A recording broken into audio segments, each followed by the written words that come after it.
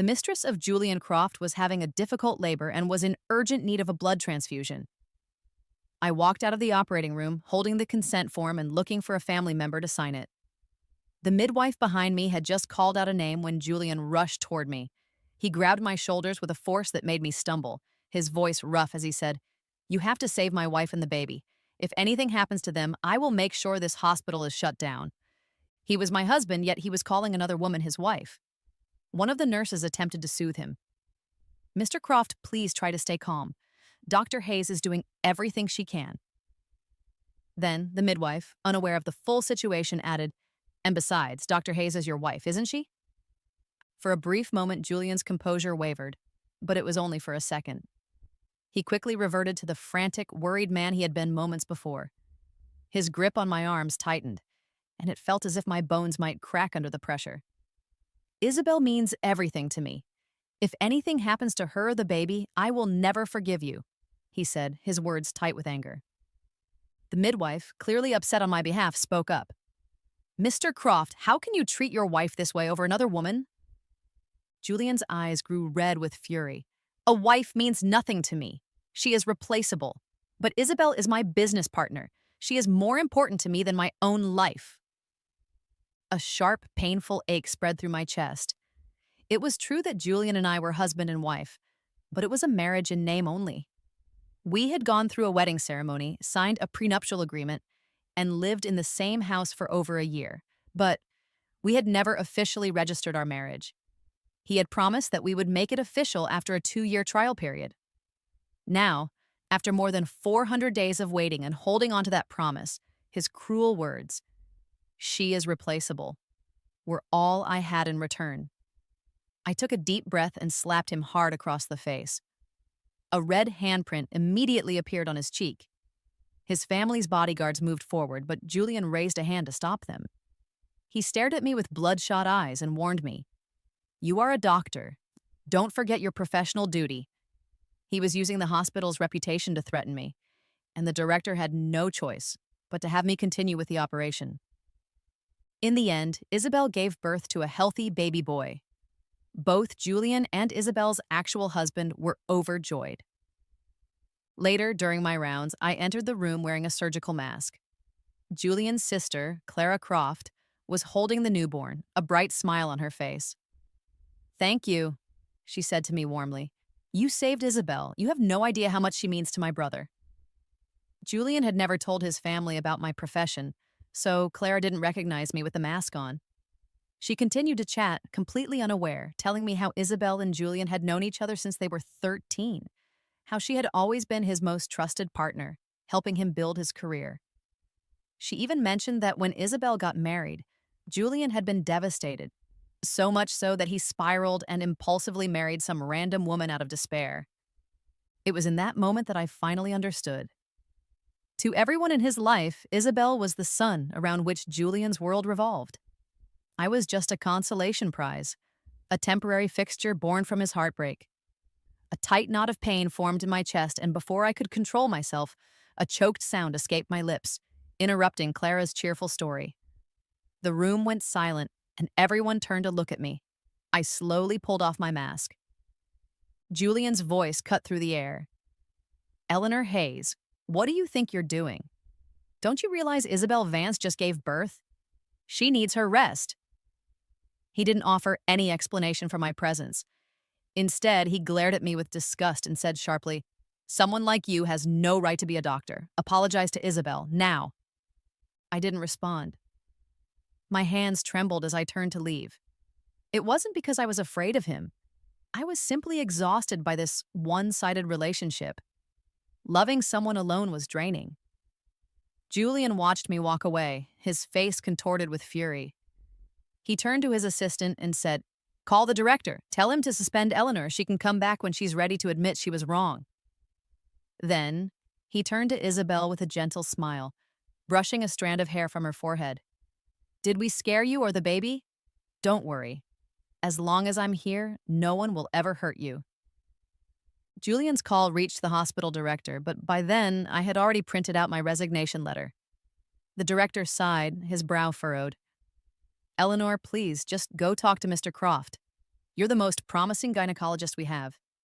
If you get suspended over something like this, your career, your reputation, it could all be damaged. I placed the letter on his desk. Dean, I said calmly, I want to resign. I'm going to go abroad for further studies. The dean paused, then nodded slowly. You should have done this a long time ago. It was Julian who was holding you back? I had met Julian at an alumni event. At the time, he needed a wife to help him secure a major business deal, and I needed to get married to give my terminally ill mother some peace of mind. We made an agreement. I had initially requested that we register our marriage legally, but he claimed his company was in a volatile state and he didn't want any potential debt to affect me. I believed him. I signed a private marriage agreement and gave him my name and, foolishly, my heart. I later learned that his company was far more powerful than he had let on. After he used our marriage to close the deal, he rarely mentioned me to anyone in his social or professional circles. The woman consistently by his side was Isabel. In their world, she was his one and only. When we first married, I argued with him about it, but he never apologized. Instead, he would hold my face, his eyes filled with scorn. You only know how to use a scalpel, he'd say. You're useless in the business world. Isabel is different. She's intelligent, strategic. She never cares about titles or formalities. Even after we got married, she stayed by my side to help instead of being petty. Why don't you try reading a few more books? Furious, I showed him my doctoral admission letter from Harvard Medical School and told him I was going to study abroad. But he held me tightly, refusing to let go. You're not going anywhere, he said firmly. I don't agree. Because of him, I gave up my first opportunity to study abroad, thinking the sacrifice might win his affection. In the end, I was just another tool he could easily replace. As I was finishing my work at the hospital, discharging my last couple of patients, I ran into Julian escorting Isabel out after her stay. I glanced at them without any emotion and kept walking. But Isabel, with Julian at her side, stepped forward to approach me. Eleanor, thank you so much, she said in her usual soft voice. If it weren't for you, the baby and I might not have made it. I heard Julian lost his temper with you. He gets that way whenever I'm involved. She offered a gentle smile and added, Don't be upset with him. Let me apologize on his behalf. Her eyes then drifted pointedly toward my stomach. With the tone of an experienced woman, she said, A woman really should have a baby to keep the family stable. You should think about quitting work and focusing on starting a family with Julian. She turned to Julian with a teasing laugh. You love children so much. Why not let Miss Hayes give you one, too? Julian chuckled and pinched her nose affectionately. She's not as lucky as you are. I knew Isabel was saying these things on purpose, trying to provoke a reaction. Once I would have argued back, but now, watching their open display of affection, I just felt tired. I waved a hand dismissively.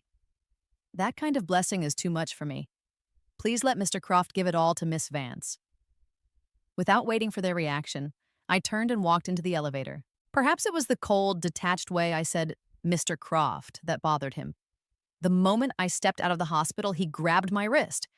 He tried to pull me towards his car, but I placed my hand firmly on the door, refusing to get in. Eleanor, are you done making a scene?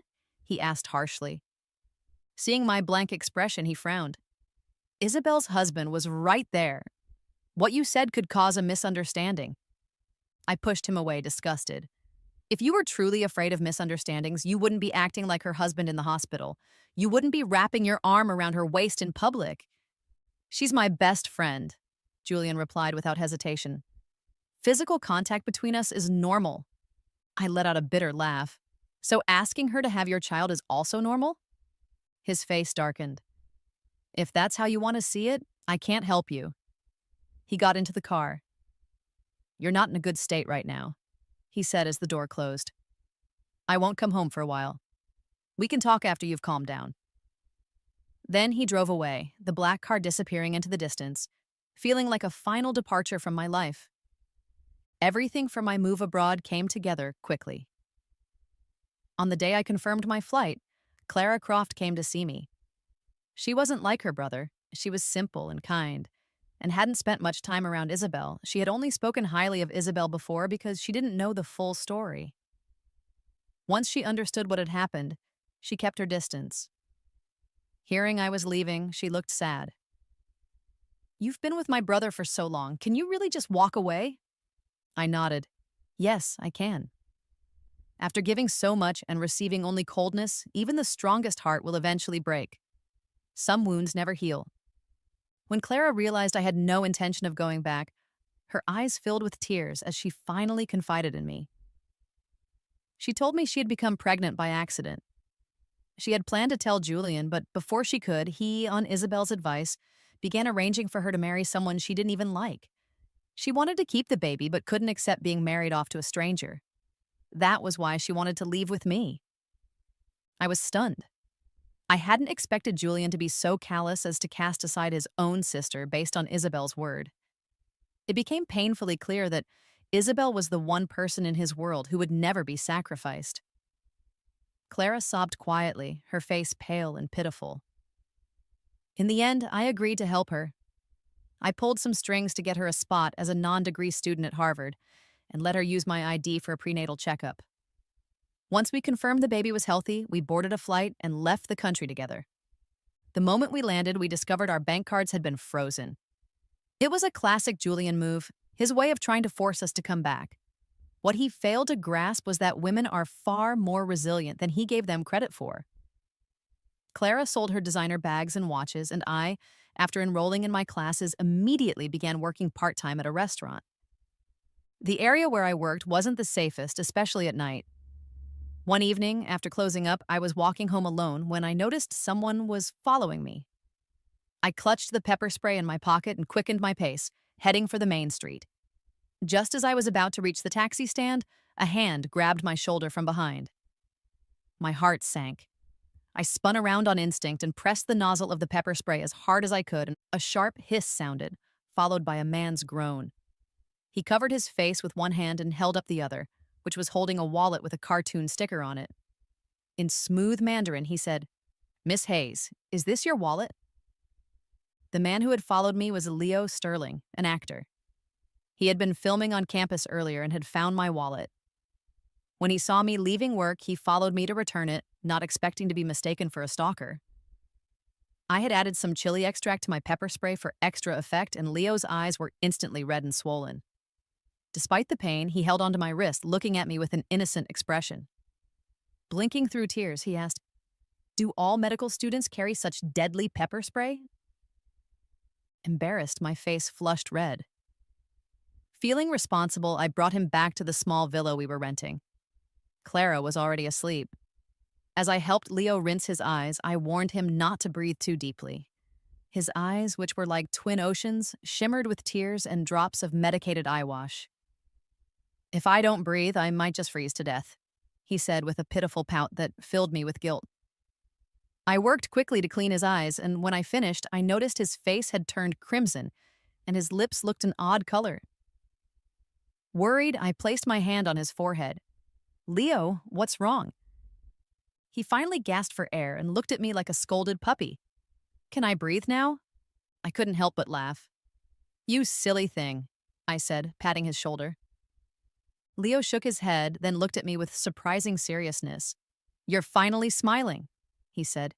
"Do you know how beautiful you are when you smile?" I froze.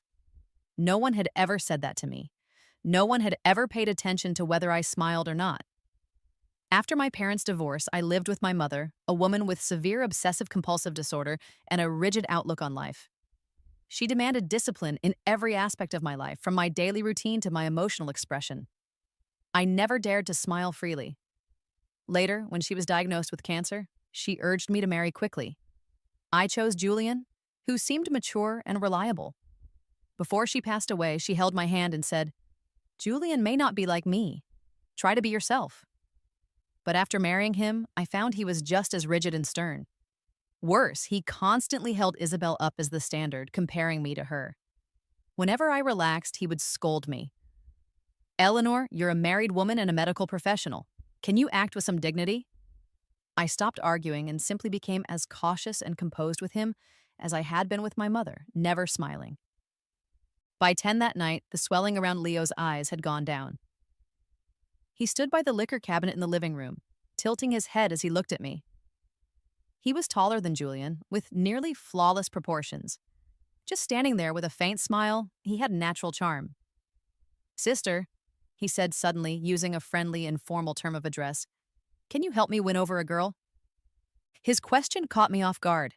My own love life was a disaster. How could I teach someone else? As if sensing my hesitation, he quickly reminded me, "On the way home, you said that if I wanted to learn something, you'd do your best to teach me." I had no memory of saying that, but his expression was so sincere that I had to ask, "What kind of girl are you trying to win over?" Leo stepped closer, his deep eyes fixed on mine. "She's a medical student, just like you. I thought maybe girls studying medicine have similar interests. So, why don't you tell me something that would touch your heart and then I can try it on her?" He looked at me as if I were the center of his universe. Before I knew it, I heard myself saying, "If she enjoys sports, invite her to go skiing on Christmas. If she prefers quiet evenings, cook her a warm, candlelit dinner yourself." "But I don't know how to cook," Leo responded instantly. "I'll pay you to teach me." As if worried I would say no, he added, "I'm in the entertainment industry. It wouldn't be safe to have someone else teach me. I trust you. Besides, I'll pay you more than you make at the restaurant." Tempted by the offer, I agreed. Leo was a dedicated student. The day after he finished filming, he came straight to my place for lessons. He took detailed notes and politely asked about my taste in food. Within a week, he had mastered every dish I taught him. I was about to tell him our lessons could end when he looked at me and said, "Sister, can I invite the girl I like to have dinner at your place on Christmas?" I scratched my head. That might not be appropriate. I was planning to work on my paper. "That's okay," he said, his eyes sincere. "You don't have to do anything. You don't even need to leave your room. I just feel more at ease with you around. Please don't turn me down." He rested his head against mine like a puppy, and I gently pushed him away. Clara, who was in the living room, saw the exchange and, to my surprise, sided with him, helping to persuade me. Faced with both of them, I finally gave in. On Christmas Day, Leo handled everything. He cleaned the entire villa and changed into a crisp dress shirt and tie. I was in my room finishing my paper when I heard him call out, "Sister, can you help me open the door?" I walked over and opened it, only to be stunned. At the entrance stood Leo's assistant, holding a large bouquet of champagne roses. Leo took off his apron, walked over, took the flowers, and turned to face me. "Sister, these are for you." I blinked, surprised, and instinctively took them. Leo then gently guided me to the dining table, his hand steady at my waist. I looked down at the bouquet, then at the table filled with all my favorite dishes. In that moment, I understood. The girl Leo wanted to confess to was me. But his confession was gentle, not demanding. Just as he had in our cooking lessons, he simply placed food onto my plate. "You don't have to give me an answer right now," he said quietly. "I understand it's not easy to open your heart to someone new." He peeled a shrimp and placed it in front of me, his smile warm and his eyes full of sincerity. "I just wanted to tell you how I feel. I want you to know that the world isn't just one single path. You can lift your eyes and see what lies ahead. Maybe you'll discover the mountain that truly belongs to you has always been right in front of you. All you have to do is take one step forward." When I first met Julian, he told me he was my only choice. Even my mother had tried to convince me that my future was with him and him alone. Over time, I almost started to believe it. I forgot that the path I walked was my own. As I was lost in thought, my phone vibrated. It was a message from one of Julian's friends, a candid photo of my back as I was leaving the OB/GYN clinic, where I had been picking up test results for Clara and her baby. An angry voice message from Julian followed. "You're already pregnant, so what are you still fussing about? That's enough. Don't push me, or I really will walk away for good. And don't think you're still young at 26. You might leave me and think you'll find someone better, but let me tell you, no man would even glance at a boring woman like you. Only I ever accepted you. No one would look at me." But Leo was standing right in front of me. I didn't reply. I blocked Julian and all his friends, then pulled out my SIM card and threw it in the trash. In that moment, I made a quiet decision. I would no longer be trapped by a failed marriage. I would break free from the chains they had wrapped around me and become so strong that if I ever had to face Julian again, nothing he said could ever shake me. Back at whatever bar they were at, Julian's friends noticed I had blocked them. Isabel, who had just finished her postpartum confinement, was already there drinking with them. "Now that Miss Hayes is pregnant, maybe you should go make peace with her," she said sweetly to Julian. "She's a bit naive. She's probably just using the baby to get you to come back. What's the harm in lowering your head for a moment?" Julian's expression darkened. He had been happy when he first heard I might be pregnant, thinking the photo would be enough to make me come running back. But hearing Isabel suggest I was using a child to manipulate him was unthinkable. He, Julian Croft, had never bowed to any woman. "She's carrying my child," he scoffed, leaning back. "At most, she'll wander around for a few months. Then she'll come crawling back asking for money for formula. If she knows what's good for her, she'll be back before the baby is born. I can still spoil her then. But if she keeps testing me, I'll just turn cold again." Back at the villa, my action of tossing the SIM card had caught Leo's attention. "Sis," he said quietly, "he's just an old man you dumped. How dare he talk to you like that?" Upstairs, Clara, who was eating snacks, burst into laughter, and I couldn't help but laugh too. It felt good to hear someone describe Julian that way. Leo smiled as he watched me. Then he stepped closer, gently cupped my face, and leaned his forehead against mine. "I'm nothing like that old man," he whispered, his voice warm. "When I look at you, my heart races. I could never say a cruel word to you." He took my hand and placed it over his chest. I could feel his heartbeat, strong and steady. My face grew warm, and I playfully scolded him. "Leo, stop using your handsome face to trick me." He blinked innocently. "I didn't do anything." Fine, you didn't." Suddenly, a sharp pain shot through my stomach. "Leo, something's wrong. My stomach hurts." Without a second thought, he scooped me into his arms. Don't worry, I'll take you to the hospital right now." He ran out the door, carrying me as if I were made of glass. It turned out to be acute gastroenteritis from eating too much junk food too quickly. When I woke up, Clara was sitting beside me, her eyes sparkling. "Eleanor, do you know what Leo did? He nearly flew in the entire national medical team for you." It was Christmas, and there were few doctors on duty. I could only imagine how frantic he must have been. I was touched. No one had ever shown me that kind of care. Whenever I felt sick, Julian's only response was, "You're a doctor. Go treat yourself." Thinking of Julian must have shown on my face because Clara nudged me. "Eleanor, my brother was just a passerby in your life. Let him go." The truth was, even when I had passed out, I had heard everything. I had felt Leo's panic, heard him crying by my bed. If Christmas night had made me decide to give myself a second chance, this moment sealed it. It was time to give Leo a chance too. I turned to Clara and said with a smile, "You know what? Leo is right here. This gorgeous man who treats me like a treasure. Why would I waste another second on a heartless old man?" Clara laughed and I laughed with her. When I turned toward the door, I saw Leo standing there, watching us with soft eyes, waiting patiently. After I agreed to give him a chance, Leo began flying over from his home country whenever he had a few days off. He was only 2 years younger than me, but when we went out, he would deliberately act older. I smiled and asked him why once. He buried his head in the crook of my neck like a clingy child and said softly, "I'm afraid I look too immature. People keep saying I'm not good enough for you." When I was with Julian, people whispered that I wasn't worthy of being the lady of the Croft family. I had been judged and diminished for a long time. But with Leo, it was never like that. He never objectified me. If anything, he belittled himself just to make me smile. So, on the day of Clara's baby's 1-month celebration, I decided I was going to tell Leo that I had chosen him. But as I arrived outside the villa he had rented, I saw several bodyguards at the entrance.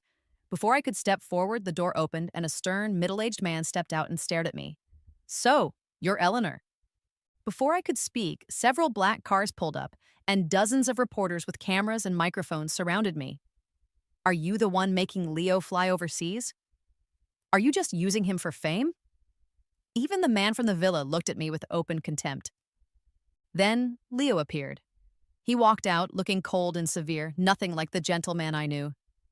He took off his suit jacket and placed it over my shoulders, wrapping his arms around me to shield me from the cameras. His voice was like iron. My wife is shy. I don't want any of you bothering her again. Without another word, he led me inside. As soon as the door closed, he turned back into the sweet boy I knew, kneeling on one knee and looking up at me. Eleanor, I'm so sorry, he whispered. Before I could respond, the stern man blurted out, Did you just say you're married to her? Were you serious? I looked at Leo, stunned. He was a rising star. Announcing he was married could risk his entire career. But Leo's voice was firm. Dad, I married Eleanor. It wasn't a joke. I'm going to legally register our marriage. She's the woman I want to be with. I will take full responsibility. I'll stake my career and the Sterling family's future to protect her. When a man is willing to bet everything just to marry you, it's hard to say no, especially when you've already fallen for him. Still, I was worried about his father's reaction. But to my surprise, his father calmly replied, Then go register in Ireland first. When you're back, we'll pick a good day for the wedding ceremony here. Leo was overjoyed. He lifted me off the floor, his eyes shining. Eleanor, can we get married now? I promise. I'm not like those older men. I will never let you down. And just like that, I married Leo. This time, there was no pressure, no cold, transactional wedding like the one with Julian. There were just a legal marriage certificate and the approval of his family. Clara was my bridesmaid, and her baby was our wedding mascot. She pulled me aside and said warmly, Eleanor, I believe you will be happy. No one was binding me with rules. For the first time, I stood on a mountaintop that truly belonged to me. At Isabel's child's third birthday party, things took a strange turn. She stayed close to Julian all evening, then told him in a hushed tone that she was pregnant again. Someone drunkenly mentioned my name. I guess Eleanor's kid must be around 2 years old by now, right? Isabel immediately jumped in. Eleanor is so cruel. The child is 2, and she still hasn't brought the baby to see Julian. Does she want him to get on his knees and beg her to come back? As soon as she said that, Julian poured himself a full glass of wine. Everyone thought he was just annoyed. But then Isabel laughed. Eleanor is just being dramatic. Julian and I grew up together. Even if we shared a bed, nothing would ever happen. Julian couldn't hold it in anymore. He slammed the glass down, shattering it. His eyes were red as he shouted, Enough! Are you really going to say nothing ever happened between us? Isabel froze. Her husband rushed forward, grabbing Julian by the collar. What did you just say? Julian laughed bitterly and spat out one word, slept. The party ended in a chaotic fight between Julian and Isabel's husband. Both men ended up in the hospital. Isabel, shaken, experienced pregnancy complications and was also hospitalized. In the hospital room, Julian's friends were puzzled. But then Julian took out his phone and showed them decrypted messages he had recovered. They weren't flirtatious exchanges, but messages Isabel had sent repeatedly, mocking me behind my back, using private details of my relationship with Julian to provoke and humiliate me. Julian had always dismissed it, but 3 days ago he had asked a friend at Harvard to look into my records. He found no record of me ever giving birth. He didn't believe I had never been pregnant. He knew I would have protected our child with everything. So he dug into my medical history and found a hospital record from a few Christmases ago. I had been admitted for 4 days, unconscious. The diagnosis was gastroenteritis, but Julian was convinced it had been a miscarriage caused by him, because that night, after being provoked by Isabel, he had chosen to stay away instead of comforting me. If I had just gone to her that night, he said, his voice heavy with regret, our child would be 2 years old by now. His friends urged him to find me and win me back. Spurred on by their words, Julian immediately sent someone to find out where I had gone. Isabel, hearing all this, hated me. She had worked for 3 years to push me out of Julian's life and wasn't about to let me come back. Instead of helping him, she sent the information she had to a private email address. Meanwhile, Leo had just won a major acting award and had taken me, along with Clara and her family, to a quiet island for a vacation. Clara's daughter, Nuo, was a clever little girl who had started calling us Mom and Dad. Leo didn't correct her. One night, he wrapped his arms around me from behind. "Eleanor," he said softly, "let's have a child together." My heart skipped a beat. I was about to respond when I lifted my head and saw Julian standing not far away, flanked by bodyguards. He looked ragged, like a lion on the verge of attack. "Eleanor," he growled, his voice shaking, "I waited for you for 3 years." I asked Leo to gently set me down and looked at Julian with a calm smile. "Mr. Croft," I said softly, "when I left, I gave you a separation agreement." In truth, we had never filed for a marriage license, so the agreement was just a courtesy. But Julian's face twisted with rage. "It doesn't count. Eleanor, you are so heartless. Do you know how long I waited? I really believed you were pregnant. I kept thinking you would come back. I waited 3 years, and all this time you had our child and never told me." I could tell he had misunderstood, but I had no intention of correcting him. He no longer mattered. "Eleanor, come with me," he said, lunging toward me. Before he could reach me, Leo stepped in front. "Julian," Leo said, his voice low and sharp, "stay away from her." Julian's body trembled with fury. "Give me back my wife!" Leo let out a humorless laugh and pulled a small booklet from his pocket. It was a marriage certificate. "Mr. Croft," he said coolly, "calling random women your wife is a sickness. You should get that treated." That was the last straw. Julian charged at Leo, fists flying. But Leo fought back swiftly, and within moments, Julian's lip was split and bleeding. Still breathless, Julian looked at me. "Eleanor, I'm hurt. You're a doctor. Come take care of me." He used the same tone of command he always had, but I was no longer the woman who moved at his command. Leo wrapped his arms around my waist and murmured in a pitiful voice, "Honey, that old man hits hard. My face really hurts. If you kiss me, maybe it will stop hurting." I knew exactly what he was doing. I leaned in and kissed his cheek without hesitation. Seeing this, Julian lost control, shouting with rage, "Eleanor, you're my wife! You should be with me!" He tried to rush forward, but this time the Sterling family security team blocked him. I supported Leo with one arm while holding Nuo's hand in the other. I gave Clara a look, and the three of us left, heading back to the hotel. Behind me, Julian's furious screams echoed, but I didn't turn around. Back at the hotel, we discovered how this all started. Someone had leaked photos of our vacation. The headlines were all about Leo's wife and child being exposed. An investigation quickly revealed it was Isabel. I was stunned she was still watching me. Brandon didn't hold back. His family's legal team filed a lawsuit against her for invasion of privacy. Julian's company severed all ties with her, and her husband filed for divorce. Clara told me all of this, but I no longer felt anything. My world had become wider. But just as Clara was teasing me about how broad-minded I'd become, I suddenly ran to the bathroom and threw up. "Eleanor," she asked, her eyes wide, "are you pregnant?" A quick mental calculation and a pregnancy test confirmed it. I was pregnant.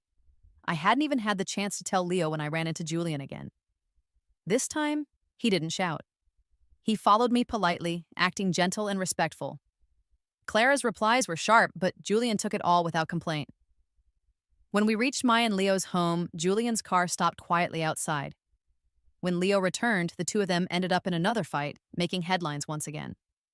The fight caused the story of my past marriage to leak. Public opinion turned against me, with fans calling me a divorcee who was ruining Leo's life. The backlash was intense. On the day Leo was preparing for a press conference, Julian showed up at our door. "You won't be happy with him," he said softly, reaching for my hand. "He can't protect you. Come back with me. I've changed. I swear I'll protect you." Just then, Nuo appeared, holding her little water gun. "You bad uncle," she said, aiming it at Julian. "Stop bothering Mommy Eleanor. You were mean to my mommy, and you're mean to her too." Julian froze. "Did you just call me uncle? Aren't you my child?" Nuo shook her head. "Of course not. You're too mean. Mommy Eleanor is happy now. She and Daddy Leo have their own baby. And if you keep bullying her, I'll blast you with my water gun. It only took those few words for Julian to put the pieces together. His eyes clouded with sadness. So when Clara left the country, it was to have this child. Eleanor, you really did let go of me 3 years ago, didn't you? I nodded slowly. Julian, we ended 3 years ago. Please leave. Suddenly, the proud man in front of me broke down, sobbing like a child. I kept telling myself that as long as we had a child, we still had a chance. I believed you loved me. Now I realize I waited for 3 years and it was all just a joke. Why did we have to come to this? He knelt before me.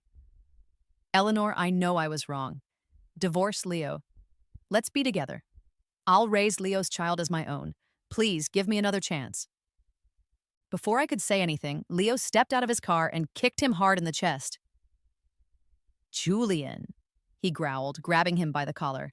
Stay away from my wife, or the Sterling family will not hesitate to bring down the entire Croft empire. Faced with a choice between love and profit, Julian once again chose the latter. The proud Croft family was nothing compared to Leo's powerful background. As Leo led me and little Nuo into the villa, Julian could only watch, his voice breaking as he screamed in pain. After that, Leo moved us into the Sterling family's old estate. When I was 6 months pregnant, he announced his retirement from acting to take over the family business and devote more time to me. His fans were supportive. At his farewell concert, they lit up the stadium with glow sticks spelling out my name. Leo and I stood together on stage, wrapped in each other's arms. As I glanced at the audience, I noticed Julian standing far in the back, alone and broken, tears streaming down his face. I looked right past him. After leaving Leo's farewell concert, Julian ran into Isabel. Divorced and having lost her second child, she looked wild. You told me I was the one you needed, she demanded. Why don't you need me now? Julian already loathed her. He coldly motioned for his bodyguards to block her. Isabel, look at yourself. Weren't you supposed to be the strong, independent type? Why can't you be more like Eleanor? His words struck her hard. You said the same thing about Eleanor once, didn't you? She cried. Julian, do you still not understand why you lost to Leo? You and I are the same. We love ourselves more than anyone else. We expect others to change for us. But no one is born to sacrifice for people like us. Eleanor loved you, and you took her for granted. Now that you've lost her, you have no one to blame but yourself. He understood her words. He had known the truth deep down ever since he realized Nuo was not his child. He hated Isabel because she reminded him of who he had been, how blind he had been to Eleanor's love. He no longer saw any reason to let Isabel off easy. Isabel, he said coldly, you were part of the tax evasion scheme back then. It's time you paid for it. That sentence drove her over the edge. In a frenzy, she pulled a knife and stabbed it into his chest. If I can't be happy, neither can you. Staggering, Julian pressed a hand to the blood on his shirt. His thoughts drifted to Eleanor. Back when they were together, even a small cut on his hand would make her worry. But now, the one who had cared for him most would never come back. Leo had a secret he had never told Eleanor. He had fallen for her when he was only 20, when they were classmates. He'd been injured playing basketball, and she was the one who rushed over to help. He found himself watching her from a distance as she became the top graduate and pursued her master's degree. He knew her mother had high standards, so he took a role in a drama directed by someone she admired, planning to formally introduce himself to her family after the premiere. But on the day filming wrapped, Eleanor married Julian. Leo was devastated. He drank until he could barely stand, waiting outside her house all night. But he couldn't let her go. He stayed in the entertainment industry, telling himself that if he remained in the spotlight, she would always see him. The turning point came at a gala where he saw Julian with his arm around Isabel, joking that the baby she carried was his. Leo had to fight the urge to punch him. His father stopped him. If you want happiness, he said, let your enemy destroy himself first. Before Leo could act, Julian had already driven Eleanor away. When Leo found out she was heading to Harvard, he had his father invest in a drama being filmed overseas just so he could be near her. Every one of their encounters, which seemed accidental, had been carefully arranged by him. Even the reporters at Isabel's baby celebration were brought from back home by his father.